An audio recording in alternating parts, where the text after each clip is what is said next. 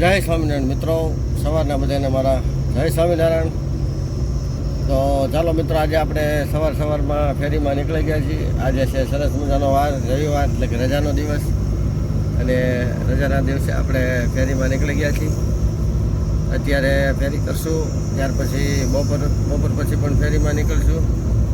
નિશાળે આપણે વેકેશન ચાલી રહ્યું છે એટલે આપણે હવે હમણાં આખો દિવસ ફેરી કરશું.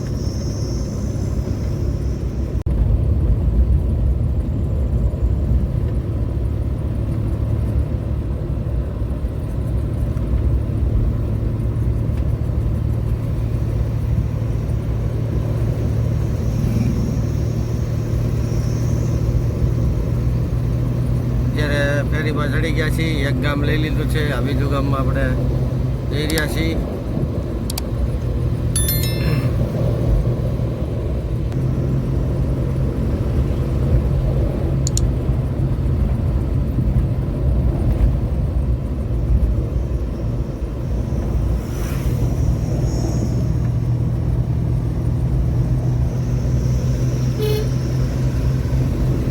આજે અમારે અહીંયા છે પાણીપુરીનો કાર્યક્રમ.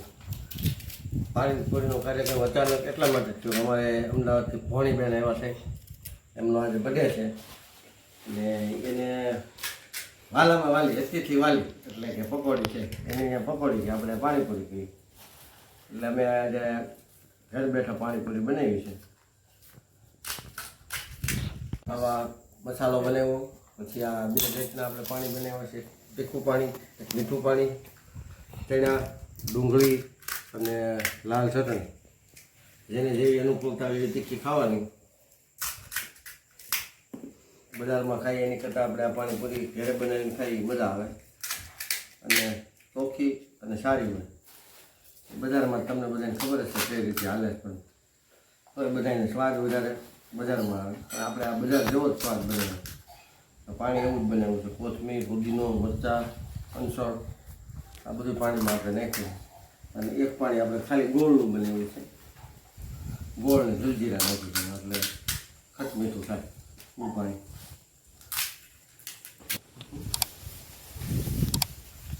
હવે બધી પાણીપુરી આપણી કમ્પ્લીટલી ભરાઈ જવા આવી છે. આપણે આ 100 પૂરીનો કાર્યક્રમ, 100 એક પડીકું લેવા 100 પૂરીનું.